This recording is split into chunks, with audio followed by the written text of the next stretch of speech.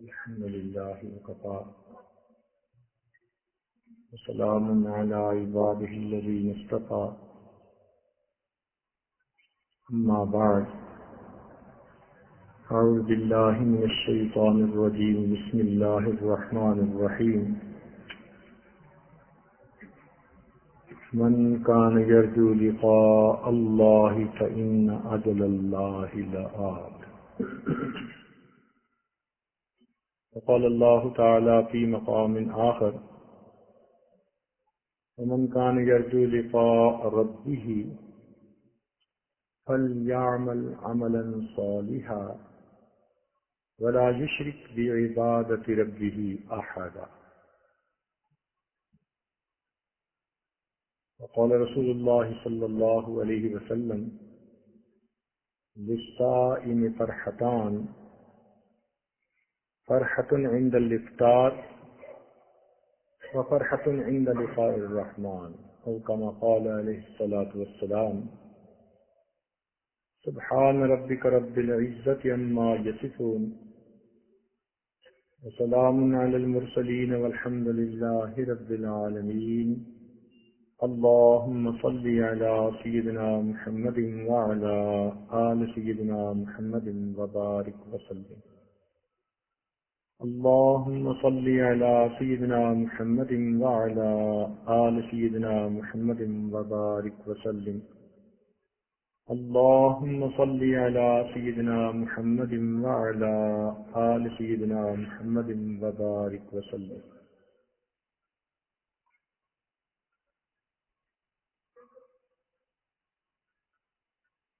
انسان درخت نہیں کہ کھڑا رہے اور پتھر نہیں کہ پڑا رہے، یہ تو اشرف المخلوقات ہے، اسے چاہیے کہ یاد الہی میں لگا رہے۔ مقصد زندگی اللہ رب العزت کی بندگی اور مقصد حیات اللہ تعالیٰ کی یاد ہے۔ صحیح معنوں میں بندہ وہی ہوتا ہے جس میں بندگی ہو، ورنہ تو سراسر گندا ہوتا ہے، جھوٹ اور فریب کا پلندہ ہوتا ہے۔ اس دنیا میں آنا آسان، صحیح معنوں میں انسان بن جانا یہ بڑا مشکل کام۔ اس دنیا میں آنا آسان،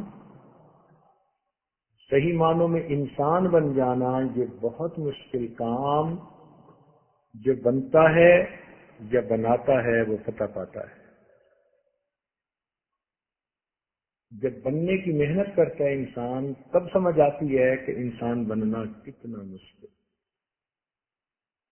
یوں تو ہر بندہ سمجھتا ہے کہ میں دل کو جب چاہوں گا ٹھیک کر لوں گا۔ مصحفی ہم تو سمجھتے کہ ہوگا کوئی زخم، مصحفی ہم تو سمجھتے تھے کہ ہوگا کوئی زخم، تیرے دل میں تو بہت کام رفو کا نکلا۔ یہ تو پیوند کاری جب کرنے لگیں گے نا ان زخموں کی جو گناہوں کے سبب دل پہ لگا بیٹھے، پھر احساس ہوگا کہ دل ہمہ داغ داغ شو کمبا کجا کجا لے، دل سارا داغ داغ بن گیا، کہاں کہاں اس پہ میں مرہم رکھوں۔ تو یہ پوری زندگی اسی کام کے لیے ملی ہے کہ ہم اپنے دل کو بنائیں اللہ رب العزت کے حضور پیش کرنے کی بات۔ انسان کا دل قیامت کے دن اللہ کے حضور پیش ہوگا۔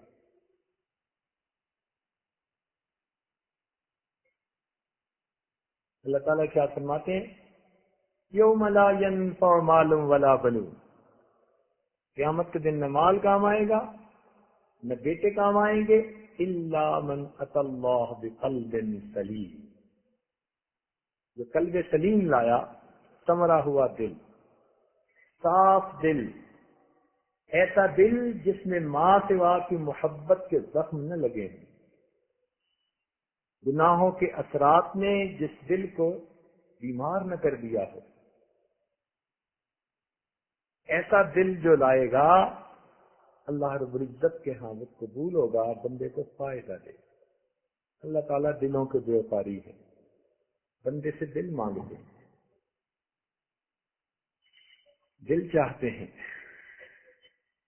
ہم لوگ 1 روپے کے بدلے میں باغی سیب نہیں خریدتے، دکاندار سے کہتے ہیں ہمیں نہیں چاہیے۔ اگر ہم 1 روپے کے بدلے میں داغی سیب قبول نہیں کرتے، اللہ رب العزت اپنی رضا، اپنی لقاء، اپنے مشاہدے کے بدلے میں داغی دلوں کو کیسے قبول فرمائے؟ وہ بھی یہی چاہتے ہیں کہ بے داغ دل لے کے آؤ میرے پاس۔ اس دل کو سنوارنے کی محنت، اسی کا نام تصوف سلوک۔ اور یہ خانقاہوں کے قیام کا بنیادی مقصد اپنے دلوں کو سنوارنا۔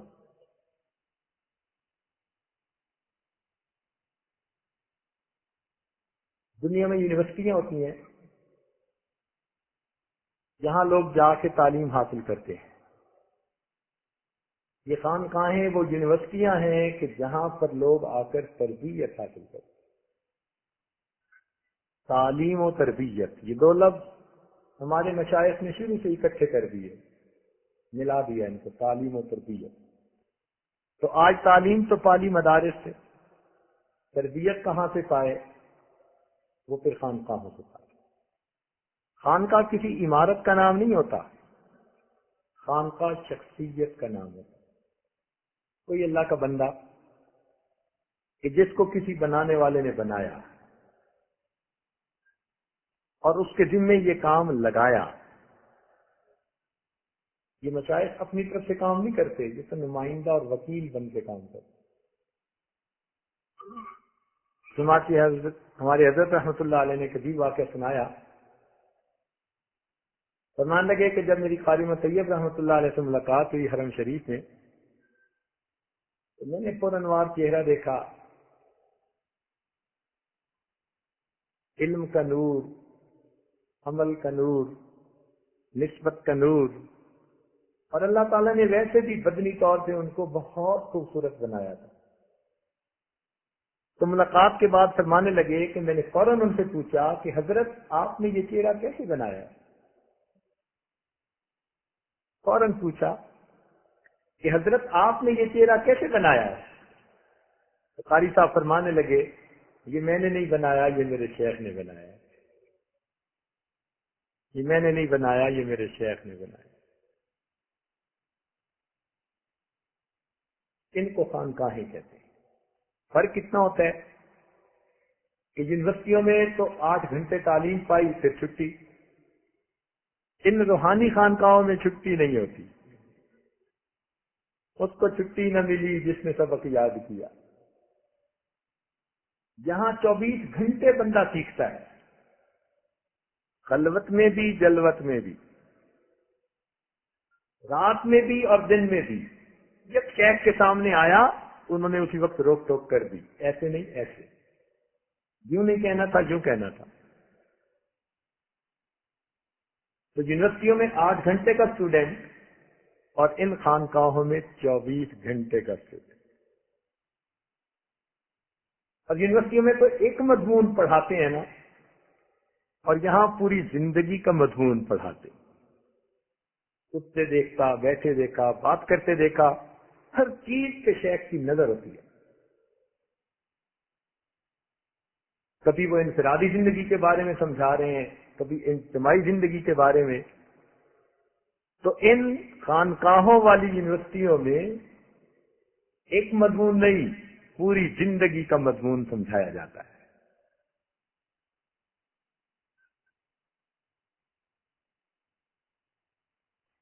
اللہ رب العزت نے اپنی مہربانی سے، اپنے فضل سے، اپنے کرم سے چند دن یہاں اعتکاف کی نیت سے گزارنے کی توفیق عطا فرمائی۔ یہ اللہ رب العزت کا کرم ہے۔ وما توفیقی الا باللہ، یہ ہماری توفیق اللہ کی طرف سے، اللہ تعالی کا کرم، اس کا احسان۔ اگر اس کا فضل اور احسان شامل حال نہ ہوتا تو ہم یہ کام نہ کر پاتے۔ انسان اتنا کمزور ہے، چھوٹا سا مچھر کاٹ لے، ملیریا کی وجہ سے بیمار پڑا، بیکٹیریا جو نظر ہی نہیں آتا وہ بدن میں جا کے عمل کر جائے، انسان چارپائی پہ پڑا ہے۔ وائرس کہ جس کے بارے میں ڈاکٹر آپس میں بحث کرتے ہیں کہ یہ زندہ بھی ہے یا نہیں، کیونکہ اس کو زندہ رہنے کے لیے کسی سیل کی سواری کی ضرورت ہوتی ہے۔ اتنی کمزور چیز وہ انسان کے اندر جا کر عمل کر لے تو انسان چارپائی پہ لیٹ جائے۔ پروردگار نے ہمیں ان تمام پریشانیوں سے محفوظ کیا اور اپنے گھر میں بیٹھنے کی توفیق دی، تو یہ اللہ رب العزت کا کرم ہے۔ دنیا کا دستور بھی ہے کہ جب کوئی سخی اپنے در پہ کسی کو بلاتا ہے تو دینے کے لیے بلاتا ہے، جس کو دینا نہیں ہوتا اس کو وہ آنے ہی نہیں دیتا۔ ہمیں اگر کوئی بندہ اچھا نہ لگتا ہو ہم اسے کہہ دیتے ہیں کہ میاں اس طرف تم نظر نہ آیا تھا۔ تو ہمیں کوئی بندہ اچھا نہ لگے، ہم اپنے گھر کے قریب میں اسے دیکھنا پسند نہیں کرتے، پروردگار عالم بھی اسی طرح اگر کسی سے ناراض ہوتے ہیں مسجد کا در اس کو دیکھنے نہیں دیتے۔ کتنی بار ایسی باتیں سنی، مسجد کی کرائے کی دکانیں ہیں مسجد کے دروازے پہ، اور ایک آدمی اس میں کرایہ دار ہے، دکاندار ہے، اور اس کو مسجد میں نماز پڑھنے کی توفیق نہیں ہوتی۔ تو اپنے گھر اسی کو بلایا جاتا ہے جس کو اپنا سمجھا جاتا ہے۔ اللہ تعالیٰ کے گھر میں آنے کی توفیق مل جانا یہ اللہ رب العزت کی مہربانی کی دلیل ہے۔ اور پھر 10 دن اعتکاف کی حالت میں بیٹھنا، معتکف اللہ رب العزت کے دروازے کی دہلیز پکڑ کے بیٹھتا ہے، جیسے سائل مانگنے والا کسی بڑے دروازے پہ بیٹھتا ہے امید کے ساتھ کہ یقیناً کھلے گا، کچھ عطا ہوگا۔ تو معتکف بھی اسی طرح اللہ رب العزت کے در پر امید لگا کر بیٹھتا ہے۔ آپ حضرات مختلف جگہوں سے تشریف لائے، آپ نے یہاں ذکر و عبادت میں وقت گزارا، اس عاجز کے دل میں 100% پکا یقین ہے کہ یہ اعمال اللہ کے ہاں قبول ہوں گے۔ کریم سے یہ بعید ہے کہ پہلے کسی کو آنے دے، عمل کرنے دے، اور پھر کہے کہ میں اجر نہیں دیتا۔ کریم سے بعید ہے۔ مثال سمجھیں، ہم اگر اپنے گھر میں کوئی بندہ لائیں کام کرنے کے لیے، بجلی کی فٹنگ، پائپ فٹنگ، کوئی کام کرنا ہے، اور وہ سارا دن کام کرے، شام کو جانے لگے، تو جو ہمارے اندر تھوڑی سی شرافت نفس ہے وہ اس بات کو گوارا نہیں کرتی کہ اسے مزدوری دیے بغیر خالی بھیج دیں۔ ہمارا دل نہیں چاہے گا، ہم کہیں گے سارا دن کام کیا، اس کو کیسے خالی بھیجیں۔ تو جب ہم کمزوروں کی یہ حالت ہے کہ اگر تھوڑی سی شرافت نفس اللہ نے دی وہ گوارا نہیں کرتی کہ کسی کو خالی بھیجیں، تو اس احکم الحاکمین کا کیا پوچھنا۔ وَلِلَّهِ خَزَائِنُ السَّمَاوَاتِ وَالْأَرْضِ، جس کے پاس زمین و آسمان کے خزانے موجود ہیں، اگر کسی بندے نے اس کے گھر میں آ کے اس کے لیے محنت اور مزدوری کی، وہ ان بندوں کو کیسے خالی بھروا کر لگا۔ پروردگار تو اتنے قدردان ہے کہ اپنے محبوب کے ذریعے پیغام پہنچا دیا، اگر کوئی مزدور مزدوری کرے تو اس کا پسینہ خشک ہونے سے پہلے اس کو اس کی مزدوری دو۔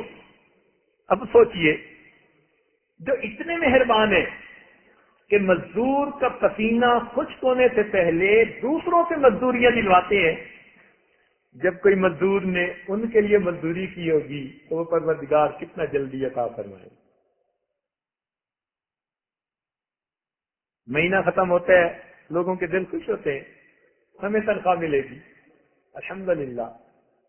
اعتکاف والوں کو آج خوشی ہونی چاہیے، روزہ داروں کو آج خوشی ہونی چاہیے کہ الحمدللہ اللہ رب العزت نے ایک مہینہ ایک عبادت کی توفیق عطا فرمائی، اب ہمیں ان عملوں کے اوپر اللہ کی طرف سے اجر ملے گا۔ میری قسمت سے الہی پائے یہ رنگ قبول، پھول کچھ میں نے چنے ہیں ان کے دامن کے لیے۔ ہم نے جو کچھ بھی کیا اس مہینے میں اللہ رب العزت کی رضا کے لیے کیا ہے، قبولیت کے لیے کیا ہے۔ چنانچہ حدیث پاک میں فرمایا للصائم فرحتان، روزہ دار کے لیے دو خوشیاں ہوتی ہیں. روزہ دار کے لیے دو خوشیاں ہیں. پہلی خوشی فرحت عند الافطار، ایک خوشی تو اسے افطار کے وقت ملتی ہے. یہ جو افطار کی خوشی ہے اس کے بھی دو حصے. ایک تو روزانہ افطار کی خوشی، آپ دیکھتے ہیں نا کہ افطاری کے وقت جب آدمی ٹھنڈا پانی پیتا ہے، کچھ اپنے منہ میں ڈالتا ہے، تو طبیعت کے اندر ایک خوشی کی لہر دوڑ جاتی ہے. یہ لہر دو وجہ سے ہوتی ہے. ایک تو اس خوشی سے کہ ہم نے ایک عبادت کی نیت کی، اللہ کے فضل سے وہ عبادت مکمل ہو گئی. اس لیے اگر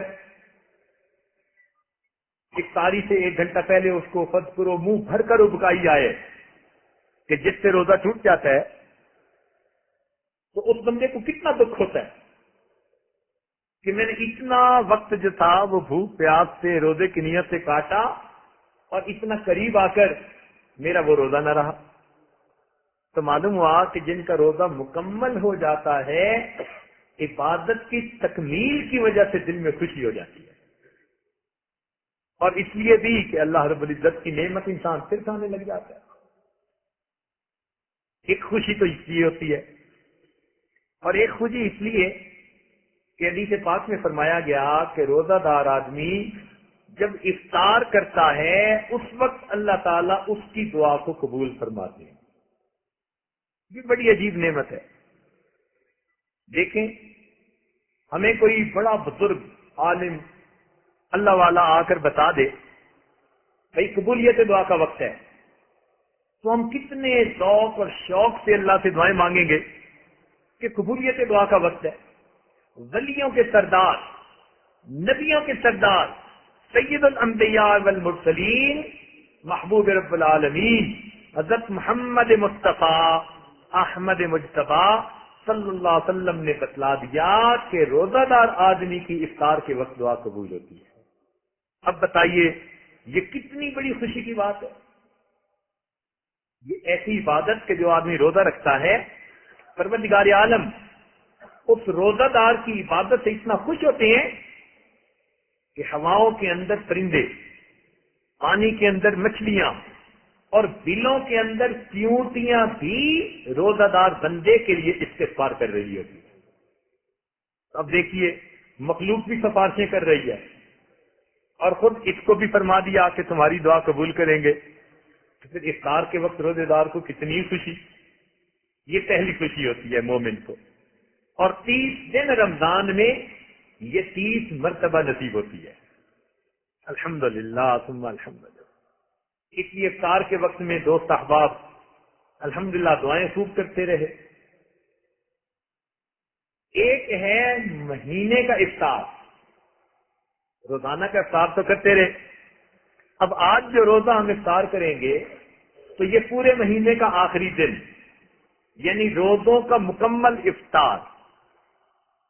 ایک خوشی اس وقت ہوتی ہے کہ الحمدللہ اللہ رب العزت نے اپنی مہربانی سے پورا رمضان المبارک بخیریت گزارنے کی توفیق عطا فرما دی. اسی لیے جب یہ انسان رمضان مبارک کے روزے مکمل کر لیتا ہے تو اس سے اگلے دن یہ اللہ رب العزت کا مہمان بن جاتا ہے. اس لیے یکم شوال عید کا دن کہلاتا ہے. اس دن مومن اپنے بندے کا مہمان ہوتا ہے. فقہا نے لکھا کہ پہلی شوال کا روزہ منع ہے، شریعت نے اس کو منع کر دیا. کیوں منع کر دیا؟ کہ اگر بادشاہ وقت دعوت کرے اور ایک بھنگی کو بلا لے اور وہ بھنگی کھانے سے انکار کرے، یہ بادشاہ کی توہین ہے. بھنگی کی کہاں جرت کہ بادشاہ کی دعوت سے ٹھکرائے. تو جب اللہ رب العزت نے اتنی مہربانی فرمائی کہ اپنے بندوں کے روزوں کے قبولیت کے طور پر ان کو فرمایا کہ اب تم میرے مہمان ہو، اب یکم شوال کو روزہ کوئی نہیں رکھ سکتا. اب افطاری یہ خوشی کا دن ہے. سب کے سب اللہ کے مہمان، ماشاء اللہ۔ اسی لیے عید کی خوشیاں ہوتی ہیں۔ عید کے دن ہر بندے کے دل میں خوشیاں، یہ خوشیاں اس وجہ سے بھی کہ عبادت کی تکمیل ہوئی، اور اس وجہ سے بھی کہ آج ہم اللہ تعالیٰ کے مہمان۔ اس لیے جو غرباء اور مساکین اس دن نہیں کھا سکتے، فطرانہ دینا پڑتا ہے۔ فرمایا کہ عید کے لیے آنے سے پہلے فطرانہ دے کے آؤ۔ جن غریبوں کے گھروں میں کچھ نہیں کھانے کے لیے، آج وہ میرے مہمان ہیں، میری دعوت ہے۔ امیروں، فقط تم نے بریانیاں نہیں کھانی، آج تم غریبوں کو پہلے دے کے آؤ گے تب میرے گھر میں آؤ گے۔ تو فطرانہ دینا ہوتا ہے، غریبوں کو بھی ساتھ لے لیا۔ سبحان اللہ۔ نبی علیہ السلام عید کے دن اپنے گھر سے عیدگاہ کی طرف تشریف لا رہے ہیں، کچھ بچوں کو کھیلتے ہوئے دیکھا۔ جب ذرا آگے گزرے، ایک بچے کو اداس مغموم بیٹھے دیکھا۔ محبوب رک گئے، پوچھا بچہ کیوں تم اداس غمگین بیٹھے ہو؟ اے اللہ کے محبوب، میں یتیم مدینہ ہوں، میرے والد فوت ہو چکے، میرے لیے کپڑے لانا والا کوئی نہیں کہ آج میری ماں مجھے نہلا کے کپڑے پہناتی اور میں بھی خوشی خوشی بچوں کے ساتھ کھیلتا، اس لیے اداس مغموم بیٹھا ہوں۔ نبی علیہ السلام رک گئے، اسے فرمایا کہ اچھا اگر تمہارے والد فوت ہو چکے تو آؤ، محمد عربی تمہیں اپنا بیٹا بناتے ہیں۔ اس کو گھر لے کے آئے، فرمایا لبیک یا رسول اللہ، اس بچے کو نہلاؤ، یہ یتیم ہے۔ نہلا دیا گیا۔ نبی علیہ السلام نے اپنی ایک چادر کے 2 ٹکڑے کیے، اس کو باندھا تہبند کی طرح اور دوسری اس کو اڑا دی۔ ام المومنین نے اس کو تیل لگایا، کنگھی کی، سرما ڈالا، خوشبو لگائی، بچہ تیار ہو گیا۔ اب بچہ بڑا خوش کہ میں بھی عید کے لیے جاؤں گا۔ اب وہ ساتھ چلنا چاہتا ہے۔ کتابوں میں لکھا کہ نبی علیہ السلام تشریف فرما ہوئے بیٹھ گئے اور اس بچے کو اشارہ کیا کہ تم پیدل نہیں چلو گے، آج میرے کندھے پہ سوار ہو کے جاؤ گا۔ نبی علیہ السلام نے اس یتیم کو اپنے کندھے پہ سوار کروایا۔ پھر جب اس گلی میں سے گزرے کہ جہاں بچے کھیل رہے تھے، ان بچوں نے پھر سلام کیا۔ حیران ہے کہ جس بچے کو ہم اپنے ساتھ کھیلنے نہیں دے رہے تھے، وہ بچہ نہا دھو کے نبی علیہ السلام کے مبارک کندھے پہ سوار ہے۔ اس بچے نے ان کو کہا کہ مجھے نبی علیہ السلام عید کی نماز کے لیے لے کے جا رہے ہیں، میں بیٹا بن گیا۔ ان میں سے ایک بچہ کہتا ہے کاش ہم بھی یتیم ہوتے، اللہ کے نبی ہمیں بھی کندھے پہ اٹھا کے عیدگاہ تشریف لے جائے۔ جب عیدگاہ میں پہنچے، نبی علیہ السلام منبر پر چڑھنے لگے، یہ بچہ نیچے بیٹھنے لگا، فرمایا نہیں، آج میرے ساتھ منبر پہ بیٹھا۔ چنانچہ جہاں تشریف فرما ہوئے بچے کو پاس بٹھایا اور نبی علیہ السلام نے اس کے سر پر دست شفقت رکھ کر فرمایا کہ جو آدمی یتیم کے سر پر شفقت و محبت کا ہاتھ رکھے گا، جتنے بال اس کے ہاتھ کے نیچے ہوں گے، اللہ تعالیٰ اتنی نیکیاں اس کے نام اعمال میں عطا فرمائے گا۔ انا وکافل الیتیم ہاکذا، فرمایا میں اور یتیم کی کفالت کرنے والا جنت میں ایسے اکٹھے ہوں گے جیسے ہاتھ کی 2 انگلیاں اکٹھی ہوتی۔ تو یہ شہر المفاقات، غمخاری کا مہینہ، یہی تو غمخاری سیکھی ہے ہم نے کہ دوسرے کے دکھ کو اپنا دکھ سمجھنا ہے۔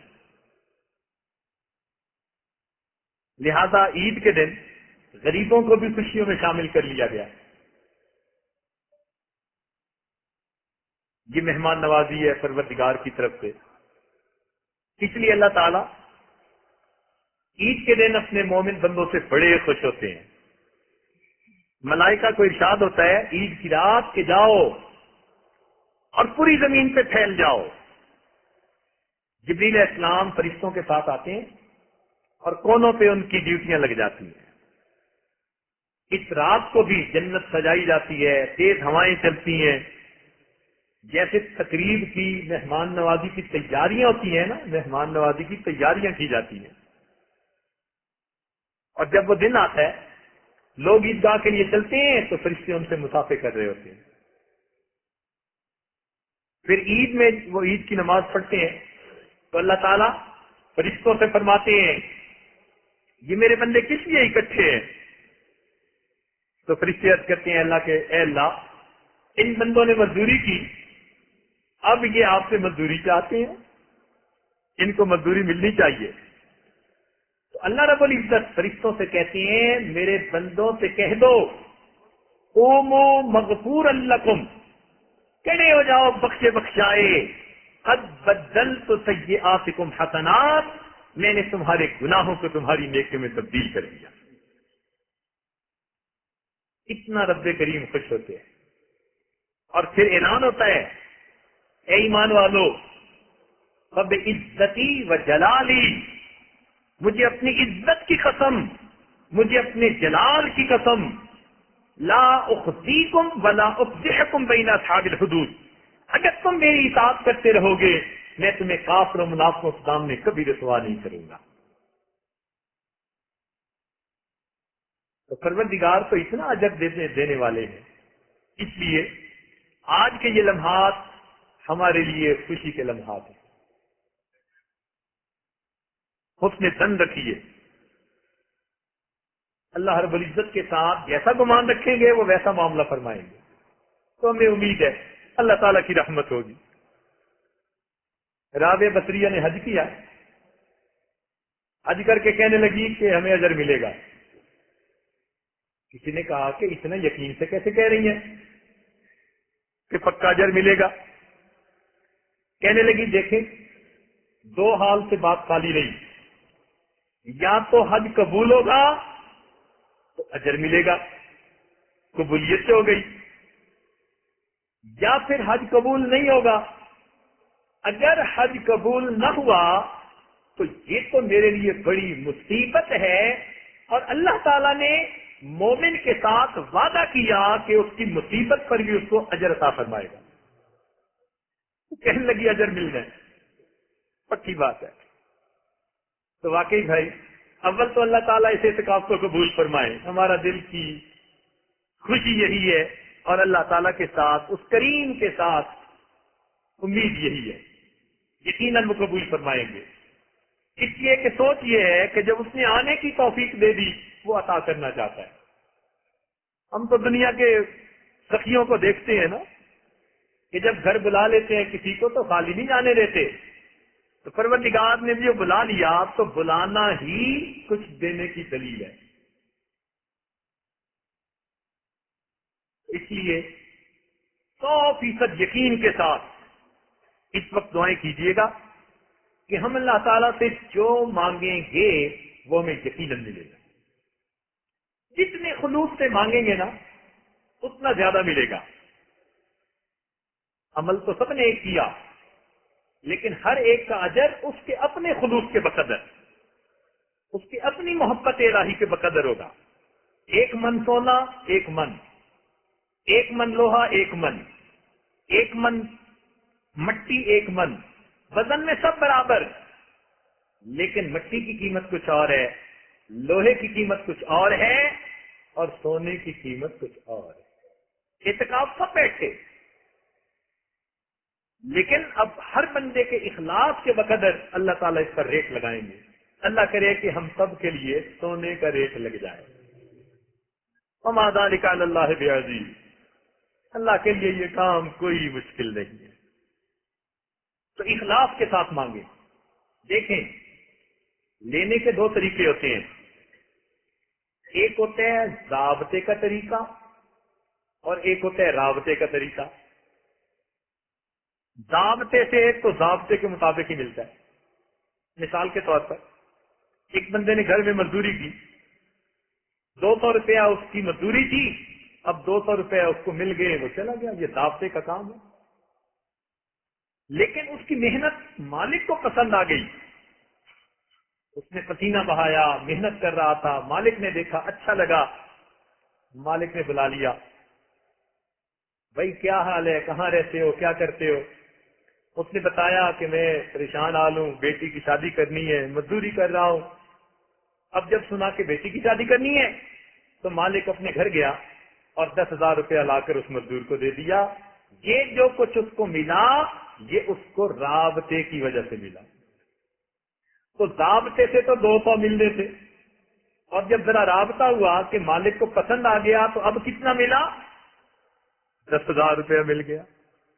تو رابطے سے وہ ملتا ہے جو رابطے سے نہیں ملا کرتا۔ اس لیے کئی دوست پوچھتے ہیں او جی اشراق پڑھنے پر حج اور عمرے کا ثواب کیسے؟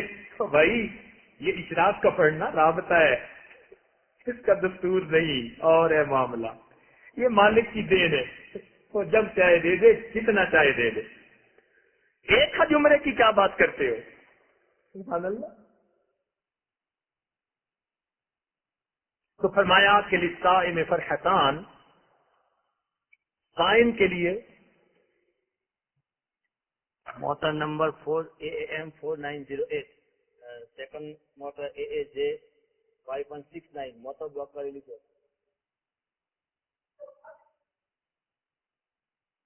تو دو خوشیاں ملتی ہیں، ایک خوشی تو ملی افطار کے وقت، ایک تو ہمیں 30 خوشیاں ملی تھی ہر دن افطار کے وقت، اور آج پورے رمضان کا افطار، یہ بھی ایک خوشی ہے۔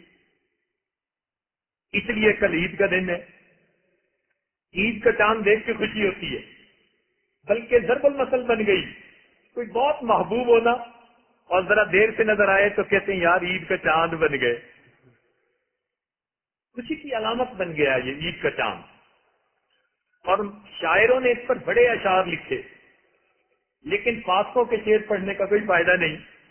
ہمارے اکابر میں سے حضرت حاجی مزاد اللہ مہاجر مکی رحمۃ اللہ علیہ نے ایک شعر کہا، فرماتے ہیں عید گاہ ماں غریباں کوئے تو، کہ ہماری عید گاہ تو اے محبوب تیری گلی ہے۔ عید گاہ ماں غریباں کوئے تو، انبساط عید دیدن روئے تو، اور عید کی خوشی اے محبوب تیرے چہرے کو دیکھنا ہے۔ کھانے پینے کی خوشی تھوڑی ہوتی ہے، محبوب سے ملنے کی خوشی ہوتی ہے۔ اللہ اکبر۔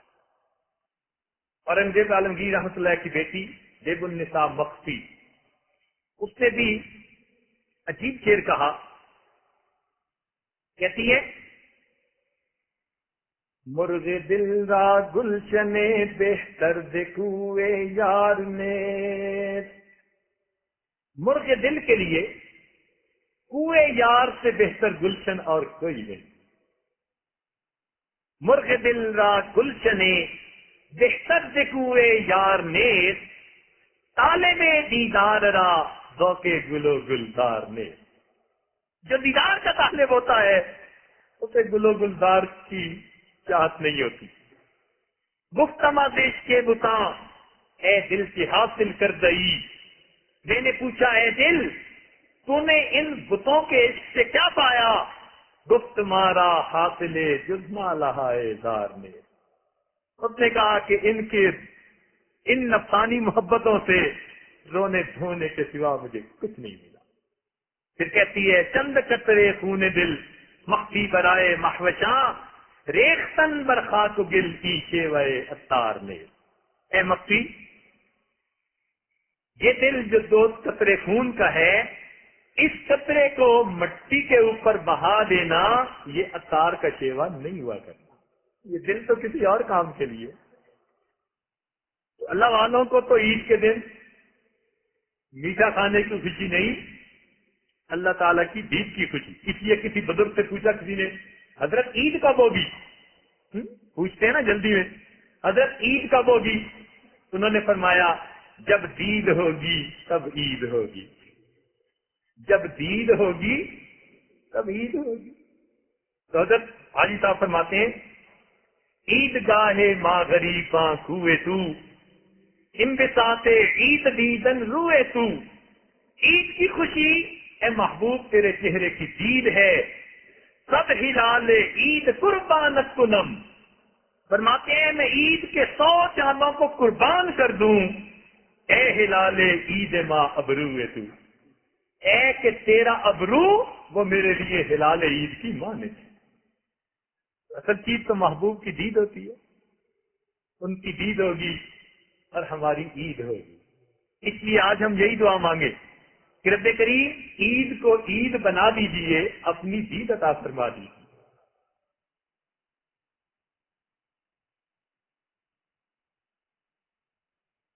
اللہ رب العزت نے اس امت کو 30 روزے عطا کیے، بنی اسرائیل کو 40 روزے، 40 چلا پورا،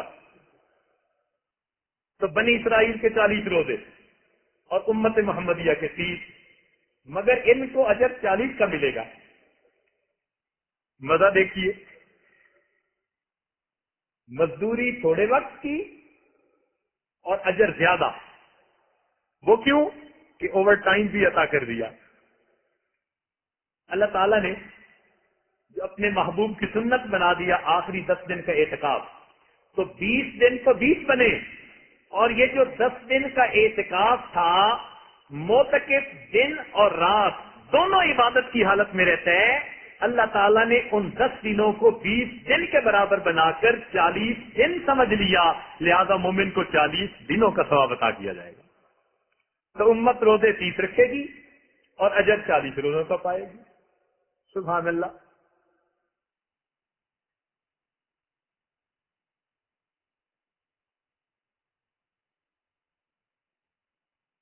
دوسری خوشی مومن کو ملے گی، حدیث پاک میں فرمایا فرحۃ عند لقاء الرحمن، وہ خوشی ملے گی کہ جب رحمان سے ان کی ملاقات ہوگی۔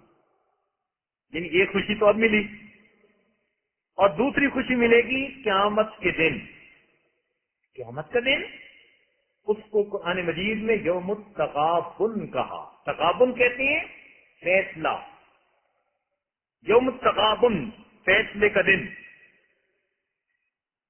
یوم یجمعکم لیوم الجمع ذالک یوم التغابن۔ کیا مطلب؟ کہ وہ ایسا دن ہوگا اے انسان، یا تو زندگی کی بازی جیت جائے گا یا پھر زندگی کی بازی ہار جائے گا۔ وہ ہمارے لیے ہار جیت کا دن ہوگا۔ اس دن میں اگر مومن کو رحمان کی ملاقات سے خوشی ہو تو یہ جیت کی دلیل ہوتی ہے، یہ جیت کی خوشی ہوتی ہے۔ اس کا مطلب ہے مومن کو اللہ تعالیٰ جیت کا دن بنا دیں گے۔ طالب علم پاس ہوتے ہیں نا تو ہار پہنتے ہیں، پتہ نہیں اس کا نام ہار کیوں رکھ دیا، اس کا نام تو جیت رکھنا چاہیے تھا۔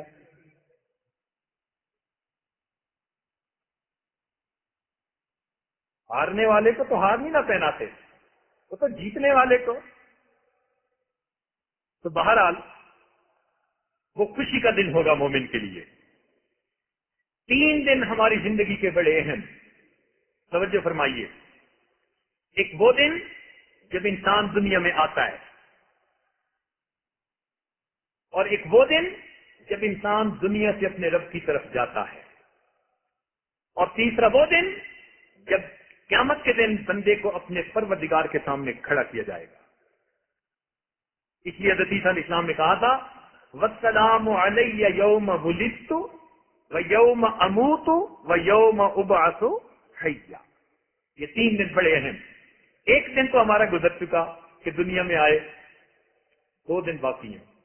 اللہ کرے کہ وہ دونوں دن ہمارے لیے خوشیوں بھرے دن بن جائے، اور قیامت کا دن ہمارے لیے سب سے زیادہ خوشیوں کا دن بنے۔ تو روزہ دار کے لیے حدیث پاک میں خوشخبری کہ قیامت کے دن اس کو ایک خوشی اس دن ملے گی، اس دن سلامتی مل جائے۔ اللہ اکبر۔ دیکھیں یہ جب بندہ سلام کرتے ہیں نا کسی کو، تو یہ بھی خوشی کا پیغام ہوتا ہے۔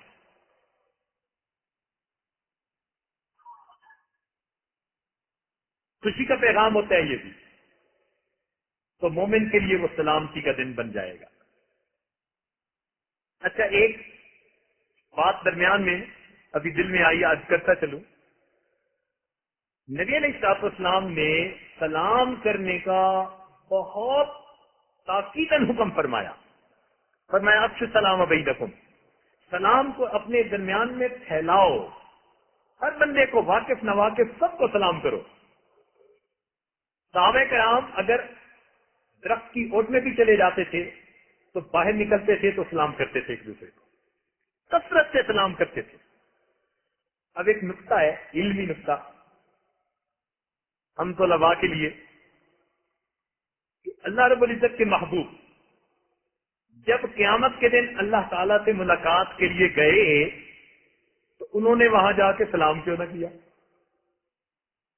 ذہن میں خیال آتا ہے نا، بھائی محبوب کی ملاقات کے لیے تشریف لے گئے معراج پر اور اللہ تعالیٰ سے ملاقات ہوئی،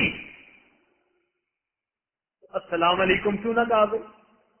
جبکہ امت کو اتنی تاکید، السلام علیکم نہیں کہا۔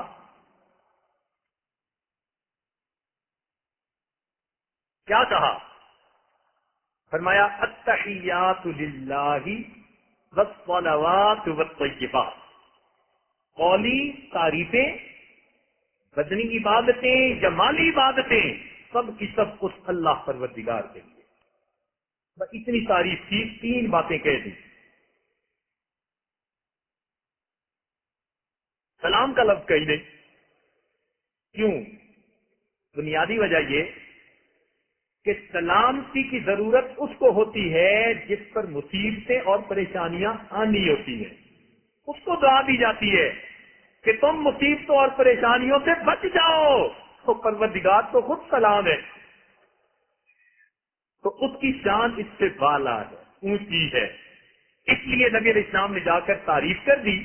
جب نبی علیہ السلام نے اللہ تعالیٰ کی تعریفیں کی اور تین الفاظ میں التحیات للہ والصلوات والطیبات، اب اس کے جواب میں پروردگار نے جواب فرمایا السلام علیک ایھا النبی۔ دیکھا، اب سلامتی کی بات آئی۔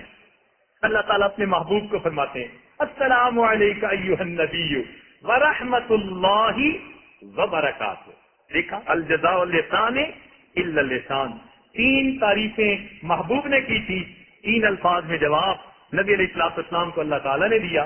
جب جواب مل گیا تو نبی علیہ السلام کی امت پر شفقت دیکھیے، آپ کو امت کے غریب یاد آئے، امت کے گناہگار یاد آئے، آپ نے اس سلامتی میں اپنی امت کو شامل کرنے کے لیے فرما دیا السلام علینا وعلی عباد اللہ الصالحین۔ تو یہ سلامتی تو مومنوں کے لیے، لہذا قیامت کے دن مومنوں کے لیے سلامتی۔ ارشاد فرمایا ہم وازواجہم فی ظلال علی الارائک متکئون لہم فیہا فاکہۃ ولہم ما یدعون سلام قولا من رب الرحیم۔ دیکھا، خوشی، مومنوں کو سلامتی ملے گی پروردگار کی طرف، یہ تو رب کریم کی طرف سے سلام مل رہا ہے۔ جب آگے جائیں گے نا وسیق الذین اتقوا ربہم الی الجنۃ زمرا، تو جماعت کی شکل میں پروٹوکول کے ساتھ، جیسے کسی مہمان خصوصی کو لے کے جاتے ہیں، ایسے جنتیوں کو لے کے جائیں گے۔ اور جب یہ جائیں گے تو کیا ہوگا؟ جنت کے پاس پہنچتے ہی والملائکۃ یدخلون علیہم من کل باب، ملائکہ ہر دروازے سے نکل کے ان کے پاس آئیں گے اور کیا کہیں گے؟ سلام علیکم بما صبرتم فنعم عقبی الدار۔ سلامتی کی خوشیاں، سلامتی کی خوشخبریاں مل رہی ہوں۔ تو مومن کے لیے وہ خوشی کا دن ہوگا، کیونکہ اس کو ہر طرف سے مبارکیں، وہ جو کہیں گے نا فرشتے سلام علیکم، تو اس کا لفظی ترجمہ تو یہ نا تم پر سلامتی ہو، مفہوم یہ ہے کہ فرشتے کہیں گے اور تمہیں مبارک ہو، تمہیں مبارک ہو اور تمہیں شاباش ہو، بما صبرتم، تم نے کتنی صبر کی زندگی گزاری، فنعم عقبی الدار، دیکھو تمہیں کیسا اجر ملا۔ السلام علیکم شاباش کا مفہوم ہے۔ فرحۃ عند لقاء الرحمن، رحمان کے ساتھ جب ملاقات ہوگی تو وہ فرحت کا وقت ہوگا۔ چنانچہ یہ اللہ تعالیٰ سے ملاقات مومن کے دل کی تمنا ہے کہ اللہ تعالیٰ قیامت کے دن ہمیں اپنی ملاقات ایسی عطا فرمائے کہ جیسی ایک کریم آقا کی اپنے غلام کے ساتھ ہوتی ہے۔ کسی نے ایک بزرگ سے پوچھا کہ حضرت قیامت کے دن بندے کی اللہ سے ملاقات کیسے ہوگی؟ فرمان لگے کہ جو نیک ہوں گے ان کی ملاقات ایسے ہوگی کہ جیسے پردیس میں گیا ہوا کوئی بڑا محبوب مدتوں کے بعد گھر آتا ہے تو اس کی ضیافت ہوتی ہے اور ناز برداریاں ہوتی ہے۔ پردیس میں گیا ہوا محبوب مدتوں کے بعد گھر آتا ہے، یا جیسے 10 دن کے بعد آپ گھروں کو جائیں گے، ضیافت بھی ہوگی، ناز برداریاں بھی ہوں گی، خوشی سے استقبال بھی ہوں گے۔ تو فرمانے لگے کہ اللہ تعالیٰ اپنے دوستوں کی تو ایسی ملاقات فرمائیں گے، اور رہ گئے مجرم تو فرمایا کہ جس طرح بھاگا ہوا غلام جو چوری کر کے بھاگا پکڑا جائے اور اپنے مالک کے حضور پیش کیا جائے، جس طرح وہ نادم اور شرمندہ ہوتا ہے، اس طرح اس کو اپنے مالک کے سامنے کھڑا ہونا پڑے گا۔ ناکسوا رؤوسہم عند ربہم، جھکی ہوں گی نگاہیں، اور پھر فریادیں کر رہے ہوں گے، ربنا ابصرنا وسمعنا فرجعنا نعمل صالحا انا موقنون۔ تو مومن کے لیے کتنی بڑی خوشخبری! فرمایا کہ فرحۃ عند لقاء الرحمن، رحمان کی ملاقات کے وقت اس کو خوشی نصیب ہوگی، اس سے بڑی خوشی اور کوئی نہیں ہوتی۔ چنانچہ ملک الموت آئے ابراہیم علیہ السلام کی روح لینے کے لیے، تو انہوں نے کہا هل رأیت خلیلا یقبض روح خلیلہ، کیا آپ نے کسی ایسے دوست کو دیکھا اپنے خلیل کی روح کو قبض کر رہا ہو؟ انہوں نے کہا کہ اچھا اللہ تعالیٰ سے پوچھتا ہوں۔ جبریل ملک الموت نے اللہ تعالیٰ کی حضور عرض کیا، فرمایا جاؤ میرے خلیل کو پیغام دے دو، هل رأیت خلیلا یکرہ لقاء خلیلہ، کیا تم نے کسی دوست کو دیکھا اپنے دوست سے ملاقات سے انکار کر رہا ہو؟ تو جیسے انہیں یہ پتا چلا کہ یہ تو اللہ سے ملاقات کا طریقہ ہے، کہنے لگے ملک الموت اجل اجل، جلدی کر روح قبض کر لے، مجھے اپنے مالک سے واصل کر دے۔ تو مومن کو تو پھر ایسے وقت میں خوشی ہوتی ہے، اللہ سے ملاقات ہوتی ہے۔ اسی لیے حدیث پاک میں فرمایا، حدیث قدسی، الا قال شوق الابرار الى لقائی وانا الیہم لاشد شوقا، کہ میرے نیک لوگوں کا شوق میری ملاقات کے لیے بڑھ گیا اور میں ان کی ملاقات کے لیے ان سے بھی زیادہ مشتاق ہوں۔ دنیا کہتی ہے الفت میں جب مزہ ہے کہ ہو وہ بھی بے قرار، دونوں طرف وہ آگ برابر لگی ہوئی کہ جی دونوں طرف برابر کی آگ لگی ہے، الفت کا کیا مزہ ہے؟ ارے بندے اور اللہ کی محبت کا دستور نرالا دیکھا، یہاں بندہ جتنا رب سے پیار کرتا ہے وہ کریم آقا اپنے بندے سے اس سے بڑھ کے پیار کرتا ہے۔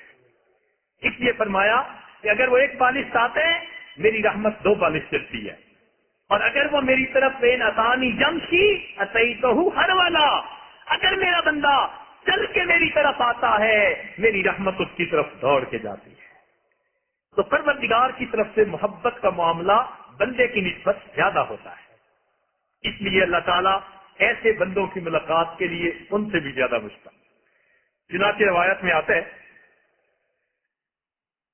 کہ قیامت کا دن ہوگا، ابھی میزان عدل قائم نہیں ہوگا، کچھ لوگ ہوں گے جنت کے دروازے پہ پہنچ جائیں گے اور جنت کے داروغہ رضوان سے کہیں گے کہ دروازہ کھولیے ہمیں اندر جانے دیجیے۔ داروغہ حیران، رہتے کریم میزان عدل قائم نہیں ہوا، یہ کچھ دیوانے یہاں دروازے پہ جمع ہو گئے، کہتے ہیں کہ جانے دو۔ وہ کہیں گے رضوان ہم نے تو دنیا میں سنا تھا کہ ہمارے آقا کا دیدار جنت میں ہوگا، اسی امید پہ تو ہم زندگی گزارتے آئے، ہمارا راتوں کا جاگنا اسی لیے، دنوں کی عبادتیں اسی لیے، ہماری خلوتوں اور جلوتوں کی محنتیں اسی لیے، اے رضوان ہمیں دروازہ کھول کے اندر جانے دے، ہم تو مالک کی زیارت کے شوقین ہیں، ہمیں تو وہ چاہیے۔ تو رضوان پوچھے گا پروردگار عالم سے، اللہ تعالیٰ فرمائیں گے رضوان یہ میرے بندے سچ کہتے ہیں، یہ میرے وہ بندے تھے کہ راتوں کی تنہائیوں میں جاگتے تھے اور میرے سامنے سجدہ ریز ہوتے تھے، ان کا جینا میرے لیے، ان کا مرنا میرے لیے، ان کی خوشی میرے لیے، ان کی کمی میرے لیے، ساری زندگی انہوں نے میری خاطر گزاری۔ اے رضوان دروازے جنت کو کھول دے، ان کو بے حساب جنت میں داخل ہونے دے۔ یہ کچھ لوگ ہوں گے جو اللہ کے دیدار کے ایسے چاہت جو ہے مشتاق ہوں گے، ان کو تو اللہ تعالیٰ کا دیدار چاہیے۔ اس لیے فرمایا الموت جسر یوقل الحبیب اہل الحبیب، موت ایک پل ہے جو ایک دوست کو دوسرے دوست کے ساتھ ملا دیا کرتی ہے۔ جنت سے بھی زیادہ بڑی نعمت جنت میں اللہ تعالیٰ کا دیدار، اس لیے اس کو علیحدہ کر کے کہا ولدینا مزید، جنت کی نعمتیں تو ہے ہی ہیں، فرمایا ان کے علاوہ بھی کچھ مزید دیں گے، اور وہ مزید کیا ہوگی؟ وہ اللہ رب العزت کے دیدار ہوگا۔ حدیث پاک میں آتا ہے کہ اہل جنت دن میں 2 مرتبہ اللہ رب العزت کے پاس جائیں گے، فیقرأ علیہم القرآن، اللہ تعالیٰ جنتیوں کو 2 مرتبہ قرآن سنایا کریں گے۔ اللہ تعالیٰ کا دیدار ہوگا، بے جہت، بے کیف، بے شبہ، بے مثال، ہم تصور نہیں کر سکتے، لیکن وہ دیدار کیا ہوگا، اس کی لذتیں ہم تصور میں بھی نہیں لا سکتے۔ اس لیے سب سے بڑی سزا کسی بندے کو اللہ تعالیٰ کے دیدار سے محروم کر دیا جائے، سب سے بڑی سزا۔ سیدہ حفصہ رضی اللہ تعالیٰ عنہ فرماتی ہیں، وقت قریب ہے، کہ میں ایک رات نبی علیہ الصلوۃ والسلام کے ساتھ رات کو سوئی ہوئی تھی، مجھے اپنے رخسار کے اوپر کوئی گرم چیز محسوس ہوئی، جب میں نے ہاتھ لگایا تو وہ پانی تھا، میں نے کہا یہ کہاں سے آیا؟ تو میں نے دیکھا کہ اللہ کے محبوب کی مبارک آنکھوں سے آنسو ٹپک رہے تھے اور میرے رخسار پہ پڑ رہے تھے، کیونکہ ایک بستر پہ قریب سوئے ہوئے تھے۔ میں اٹھ بیٹھی، میں نے کہا اللہ کے نبی ماں اب کی تھا، اللہ کے نبی کیا چیز آپ کو رلا رہی ہے، کیا بات ہے، کیا پریشانی ہے؟ تو نبی علیہ الصلوۃ والسلام نے پرنم آنکھوں سے فرمایا، حفصہ تم نے نہیں سنا تمہارا بھائی عبداللہ ابن عمر تہجد میں جو قرات کر رہا ہے تو اس نے کون سی آیت پڑھی؟ تو کہتی ہیں میں جب متوجہ ہوئی تو میرے بھائی تہجد میں بار بار یہ آیت پڑھ رہے تھے، کلا انہم عن ربہم یومئذ لمحجوبون۔ محبوب نے یہ آیت سنی، آنکھوں سے آنسو آ گئے کہ اللہ تعالیٰ فرماتے ہیں کچھ ایسے لوگ ہوں گے قیامت کے دن اپنے رب سے وہ پردے میں ہوں گے، ان کو رب کا دیدار نصیب نہیں ہوگا۔ اس آیت کو سن کر اللہ کے محبوب کی آنکھوں سے آنسو آ گئے۔ یہ سب سے بڑی سزا ہے، اور دیدار کا نصیب ہو جانا یہ سب سے بڑی عطا ہے۔ تو اب سوچئے کہ روزے دار کے لیے فرمایا گیا فرحۃ عند لقاء الرحمن، کہ جب رحمان سے ملاقات ہوگی ان کو فرحت نصیب ہوگی۔ اللہ کرے کہ ہمیں بھی اللہ رب العزت کی ملاقات کے وقت یہ خوشی نصیب ہو جائے۔ الحمدللہ ثم الحمدللہ، آج آپ سب حضرات اس وقت افطار کے قریب رمضان مبارک کے آخری لمحات میں موجود ہیں۔ اللہ تعالی ہم سب کی اس محنت کو قبول فرما لے اور ہمیں اللہ تعالیٰ جنت میں اپنا دیدار عطا فرما دے۔ کسی نے رابع بدریہ کو دعا دی تھی کہ اللہ تعالیٰ تمہیں جنت میں گھر عطا کر دے، کہنے لگی کہ الجار ثم الدار، پہلے پڑوسی کی بات کرو اور بعد میں گھر کی بات کرو۔ اللہ تعالیٰ ہمیں بھی اپنے پڑوس کی جگہ عطا فرما دے۔ وآخر دعوانا ان الحمدللہ رب العالمین۔ کسی شاعر نے کیا اچھی بات کہی، اللہ وہ دل دے جو تیرے عشق کا گھر ہو، اللہ وہ دل دے جو تیرے عشق کا گھر ہو، دائمی رحمت کی تیری اس پہ نظر ہو۔ اللہ وہ دل دے جو تیرے عشق کا گھر ہو، دائمی رحمت کی تیری اس پہ نظر ہو۔ دل دے کہ تیرے عشق میں یہ حال ہو اس کا، محشر کا اگر شور ہو تو بھی نہ خبر ہو۔ اللہ رب العزت ہمیں بھی ایسی سچی محبت عطا فرما دے۔ وآخر دعوانا الحمدللہ رب العالمین۔ دعا فرما لیجیے۔ سبحان ربی العلی الوہاب، اللہم صلی علی سیدنا محمد وعلی آل سیدنا محمد وبارک وسلم۔ اے مالک، ہم آپ کے عاجز مسکین بندے ہیں، ہمارے گناہوں کو معاف فرما، ہماری خطاؤں سے درگزر فرما، ہمارے عیبوں کی پردپوشی فرما۔ اللہ ہماری نگاہوں کو پاک فرما، ہمارے دلوں کو صاف فرما، ہمارے سینوں کو اپنی محبت سے لبریز فرما، اپنے عشق کی آتش ہمارے سینوں میں پیدا فرما، ہمارے انگ انگ سے اپنے ذکر کو جاری فرما، روئے روئے سے اپنے ذکر کو جاری فرما، ہڈی ہڈی بوٹی بوٹی میں اپنی محبت پیدا فرما۔ اے اللہ ہمارے روزوں کو قبول فرما، تراویح کو قبول فرما، اجر سے محروم نہ فرما، رب کریم اجر سے محروم نہ فرما۔ اے اللہ ہمارے سے قرآن پڑھنے میں کوتاہیاں ہوئی، قرآن مجید کے آداب کی رعایت رکھنے میں کوتاہیاں ہوئی، رب کریم روزے کے آداب میں کوتاہیاں ہوئی، اللہ جیسے ٹوٹے پھوٹے عمل ہیں قبول فرما لیجیے۔ اے اللہ چھوٹا بچہ ٹیڑھا میڑھا لکھتا ہے مگر استاد پھر بھی اسے نمبر دے دیتا ہے۔ میرے مالک ہم نے تیری میری عبادتیں کی ہیں مالک، تیری شان کے مطابق ہرگز نہیں، مگر تو بڑا کریم ہے۔ اے مالک ہم پہ کرم فرما دیجیے، اے مالک کرم فرما دیجیے۔ اے اللہ ہم آپ سے آس لگا رہے ہیں، امیدیں لگا رہے ہیں، مالک ہماری ان عبادتوں کو قبول کر لیجیے۔ اے اللہ جتنے بھی احباب موجود ہیں سب کی عبادتوں کو قبول فرما لیجیے، ہمارے پچھلے گناہوں کو معاف فرما دیجیے، آئندہ نیکوکاری کی زندگی عطا کیجیے۔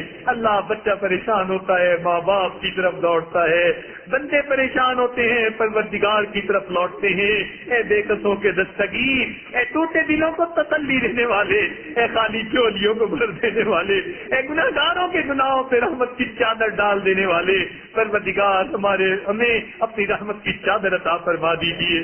رب کریم جب کوئی ماں بچے کو نجاست میری طرح دیکھتی ہے وہ بچے سے نفرت نہیں کرتی، بچے سے گھن نہیں کھاتی، سمجھتی ہے بیٹا میرا ہی ہے، نادان ہے، نجاست میں لچڑا پڑا ہے، اسے دھو کر سینے سے لگا لیتی ہے۔ اللہ ہم بھی گناہوں کی نجاست میں لچڑے ہوئے ہیں مگر بندے آپ ہی کے ہیں، اللہ نادان ہے ہم، مگر آپ رحمت فرما دیجئے، ایک رحمت کی نظر ڈال کے دھو دیجئے اور اپنی رحمت کی چادر میں جگہ عطا فرمائیے۔ اے اللہ آپ نے خود ارشاد فرمایا وَأَمَّا السَّائِلَ فَلَا تَنْهَرْ، سوالی کو انکار نہ کرو جھڑکی نہ دو۔ جب ہم کمزوروں کو حکم ہے ہم سوالی کو انکار نہ کریں، مالک ہم بھی آپ کے در کے سوالی ہیں، اللہ آپ بھی انکار نہ فرمائیے، اے اللہ آپ بھی انکار نہ فرمائیے۔ اے مالک دور دور سے حضرات تشریف لائے اور یہاں ایک جگہ اکٹھے ہو کر انہوں نے آپ کو منانے کے لیے اللہ چند اعمال کیے، اللہ اس محفلوں کو قبول کر لیجئے، ان دنوں پر امیدوں سے بڑھ کر اجر عطا فرما دیجئے۔ رب کریم ہم پر احسان فرمائیے، اللہ آپ کو منانا اس وقت تک ضروری ہے جب تک کہ آپ راضی نہیں ہو جاتے۔ اے مالک راضی ہو جائیے، کریم آقا راضی ہو جائیے، اے حنان راضی ہو جائیے، اے منان راضی ہو جائیے۔ اے مالک آپ نے راضی نہیں ہونا پھر بھی راضی ہو جائیے، رب کریم راضی ہو جائیے، پروردگار ہم پر احسان فرمائیے، رب کریم ہم پر احسان فرمائیے۔ اے اللہ آپ نے احسان قرآن پاک میں ارشاد فرمایا کہ انسانوں انتم الفقراء، تم سب فقیر ہو، اور دوسری جگہ فرمایا انما الصدقات للفقراء، صدقات فقیروں کے لیے ہوتے ہیں۔ اے اللہ جب ہم فقیر ہیں اور صدقات فقیروں کے لیے ہوتے ہیں، اللہ اپنی رحیمی کا صدقہ دیجیے، اپنی کریمی کا صدقہ دیجیے، اپنی رحیمی کا صدقہ دیجیے، اپنی غفاری کا صدقہ دیجیے، اپنی ستاری کا صدقہ دیجیے۔ اے اللہ ہم فقراء ہیں اور آپ نے فرمایا کہ صدقات فقراء کے لیے ہوتے ہیں، اللہ اپنے خزانوں سے صدقہ عطا کر دیجیے، اللہ خزانوں سے صدقہ عطا کر دیجیے، اللہ ہمارے دامن بھر دیجیے۔ رب کریم ہمارا معاملہ یوسف علیہ السلام کے بھائیوں والا ہے جو غلہ پورا مانگتے تھے مگر قیمت پوری نہیں تھی، اللہ ہمارے پاس بھی عمل پورے نہیں مگر اجر پورا مانگتے ہیں، اللہ یوسف علیہ السلام نے بھائیوں کو معاف کر دیا تھا، آپ یوسف علیہ السلام سے زیادہ قریب ہیں، آپ اپنے بندوں کو معاف فرما دیجیے، اللہ آپ فرما دیجیے لا تثریب علیکم اليوم، مالک ہمارے گناہ معاف ہو جائیں گے، ہماری بگڑی بن جائے گی، رحمت کی ہم پہ نظر ہو جائے گی۔ اے اللہ تیری ایک نگاہ کی بات ہے، میری زندگی کا سوال ہے، رحمت کی ایک نظر ڈال کے ہماری بگڑی بنا دیجئے، ہماری سب امیدیں پوری فرما دیجئے، دور بیٹھے مرد عورتیں جو اس پر آمین کہہ رہے ہیں ان کو بھی ان دعاؤں میں شامل فرما لیجئے۔ رب کریم جو مانگا وہ بھی عطا فرمائیے، جو مانگنا چاہیے تھا نہیں مانگ سکے وہ بھی عطا فرما دیجئے۔ اے اللہ بار بار اپنے گھر کا دیدار عطا فرما، اپنے محبوب کے در کی حاضری عطا فرما، امت مسلمہ کو عزت رفتہ نصیب فرما، اللہ مدارس عربیہ کی حفاظت فرما، دعوت و تبلیغ کے کام کی حفاظت فرما، اے اللہ خانقاہوں کی حفاظت فرما، اقامت دین کے لیے جو علماء کوششوں میں لگے اللہ ان کی بھی حفاظت فرما، اے اللہ حرمین شریفین کی حفاظت فرما، اسلام کا بول بالا فرما، کفر کا منہ کالا فرما، وصلی اللہ تعالی علی خیر خلقہ سید اے اللہ خدمت کی جماعت نے جو معتکفین کی خدمت کی، اللہ ان کی خدمت کو قبول فرما، رب کریم انہیں اپنے مقبول بندوں میں شامل فرما۔ اے اللہ ہم نے اپنے اساتذہ سے یہی پڑھا سنا کہ عبادت سے انسان کو جنت ملتی ہے مگر خدمت سے خدا ملتا ہے۔ اے اللہ جن خدمت والوں نے خدمت کی انہیں اب اپنا بنا لیجئے، اے اللہ انہیں اپنا بنا لیجئے، پروردگار انہیں اپنے مقبول بندوں میں شامل فرما لیجئے۔ اے اللہ جن مستورات نے کھانے بنائے، جن مردوں نے یہاں پہنچائے اور مہمانوں کے سامنے لگائے، جو دن اور راتوں میں جاگتے رہے اور جنہوں نے دعوت دی اور اس ان محفلوں کے لیے اور اس نظم کے لیے انہوں نے کوششیں کی، اے اللہ سب کی کوششوں کو قبول فرما لیجئے۔ اہل شہر جتنے بھی مسلمان ہیں سب کو اپنے مقبول بندوں میں شامل فرما لیجئے۔ ربنا تقبل منا انک انت السمیع العلیم تب علینا انک انت التواب الرحیم۔ صلی اللہ تعالی علی حبیبہ سیدنا محمد